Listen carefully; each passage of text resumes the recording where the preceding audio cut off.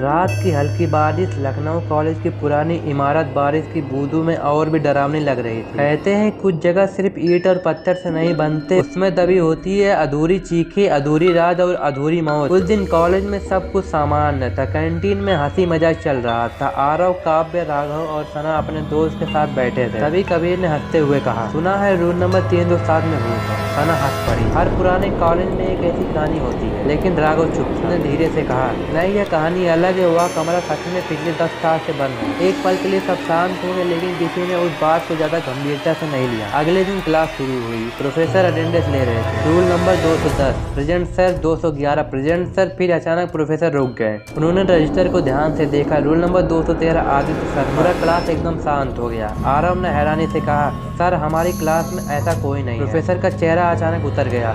वह दोबारा रजिस्टर देखने लगे। अजीब है, यह नाम पहले यहाँ नहीं था। सना ने पूछा, सर कौन था आदित्य शर्मा? प्रोफेसर कुछ सेकंड चुप रहे, फिर धीरे से बोले, 10 साल पहले इसी कॉलेज का स्टूडेंट था, उसकी मौत हो गई थी। कैसे? काव्य ने पूछा। प्रोफेसर की आवाज कांपने लगी। रूल नंबर 207 में। उस पल पूरी क्लास में डर फैल गया। उस दिन के बाद चारों दोस्त के मन में सिर्फ एक सवाल था, आखिर रूल नंबर 307 में क्या था? रात होती ही चारों कॉलेज की पुरानी लाइब्रेरी पहुंच गए। लाइब्रेरी सालों पुरानी थी। धूल भरी किताबें, टूटी अलमारी और अजीब सन्नाटा। राघव पुरानी रिकॉर्ड खोज रहा था। तभी काव्य को एक पुराना फोटो एल्बम मिला। उसने एल्बम खोला और अचानक उसकी सांस रुक गई। एक पुराने ग्रुप फोटो में कई स्टूडेंट खड़े थे। नीचे लिखा था आदित्य शर्मा 213। लेकिन सबसे डरावनी बात यह थी कि फोटो में आदित्य के चेहरे पर लाल गोला बना हुआ। सना ने फोटो पलटी। पीछे खून जैसे लाल अक्षरों में लिखा था, मुझे इंसाफ चाहिए। अचानक लाइब्रेरी की लाइट बंद चालू होने लगी। धड़ाम, एक शेल्फ अपने आप गिर पड़ा। चारों डरकर वहाँ से भाग गए। उसी रात ठीक 2 बजे आरव अपने हॉस्टल के रूम में अकेला बैठा था। तभी उसके फोन पर एक मैसेज आया, अननोन नंबर, रूम 307 खोलो।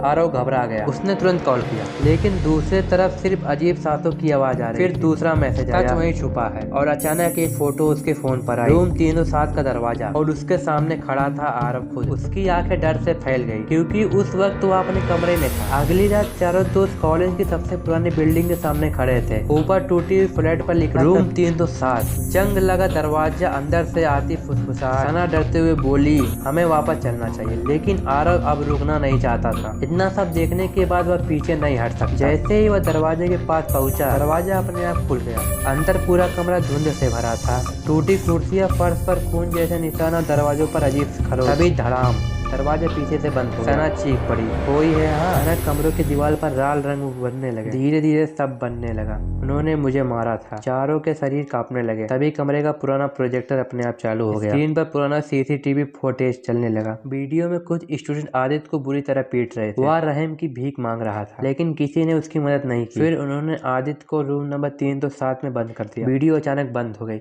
पूरा कमरा अंधेरे में डूब गया और तभी ठंडी हवा का तेज झोंका आया। अंधेरे से एक साया धीरे धीरे बाहर आने लगी। सफेद चेहरा, काली आंखें, फटा हुआ यूनिफॉर्म। वह आदित्य था। उसकी आवाज पूरे कमरे में गूंज उठी, 10 साल किसी ने सच नहीं बताया। चारों दोस्त डर से पीछे हट गए। आरव कांपती आवाज में बोला, हम सब सच बताएंगे। आदित्य कुछ सेकंड तक उसे घूरता रहा। फिर पहली बार उसके चेहरे पर हल्की मुस्कान आई, मुझे सिर्फ इंसाफ चाहिए। धीरे धीरे उसका शरीर धुएं में बदल गया, लेकिन जाते जाते उसने कहा, अगर सच फिर छुपा तो मैं वापस आऊंगा। अगले दिन पूरा कॉलेज पुलिस से घिर उठा। पुराने केस की जांच दोबारा शुरू हुई और आखिरकार सच सबके सामने आ गया। आदित्य की हत्या को आत्महत्या दिखाया गया था। उस रात के गुनहगार गिरफ्तार हो चुके थे। सबको लगा अब सब खत्म हो गया, लेकिन असली डर अभी भी बाकी था। कुछ दिन बाद क्लास फिर से शुरू हुआ। प्रोफेसर अटेंडेंस ले रहे थे। रूल नंबर 200 से आदित्य शर्मा। और तभी पीछे से एक आवाज है, प्रेजेंट सर। पूरी क्लास धीरे धीरे पीछे मुड़ी। आखिरी बेंच पर एक लड़का मुस्कुरा रहा था। उसकी आंख पूरी काली थी और अगले ही पल पूरी क्लास की लाइट बंद हो गई।